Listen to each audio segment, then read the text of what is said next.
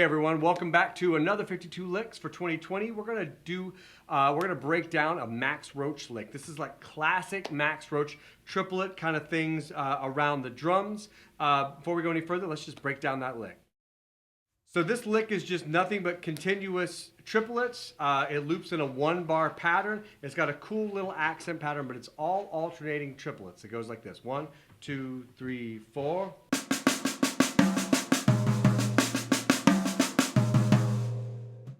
A little slower, 1, 2, 3, 4.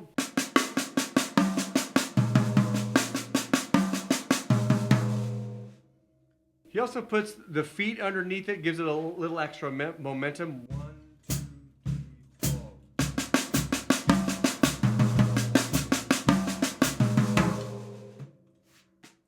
That's the phrase. Again, there's some other stickings that we can use, particularly as it gets faster. But it's a hip lick, and it's just 1 bar each. And again, it starts right on 1, ends right on 1. That allows us to connect it to some of the other phrases we've been working on.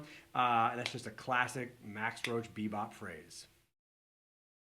So he plays this at the end of a Sonny Rollins tune entitled Pent Up House.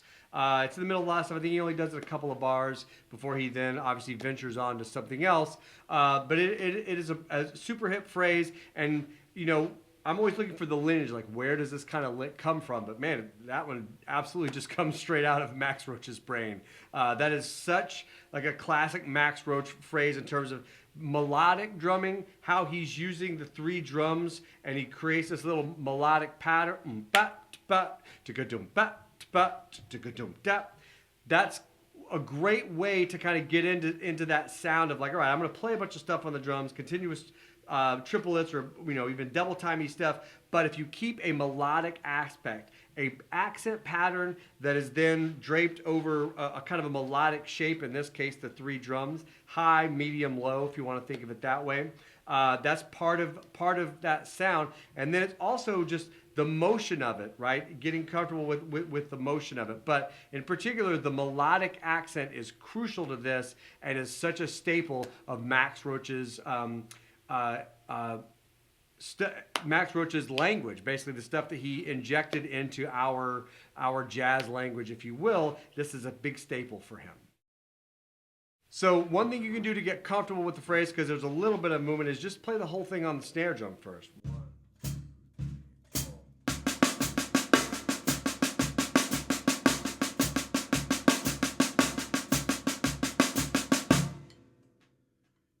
Move to the rack toms pretty easy. 1, 2, 3, 4.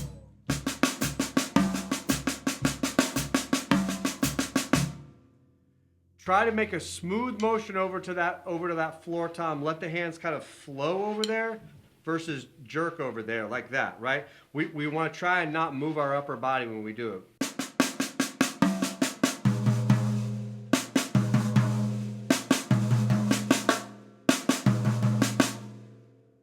For me, I'm using a little wrist turn there.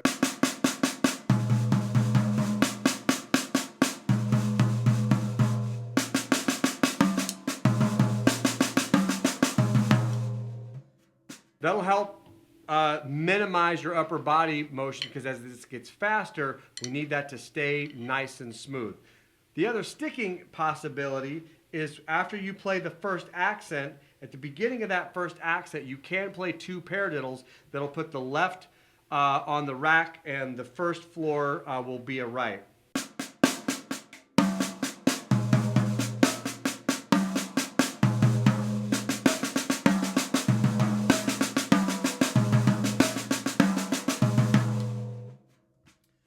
Both of those stickings work. Sometimes I'll use that paradiddle sticking if we're really up to it,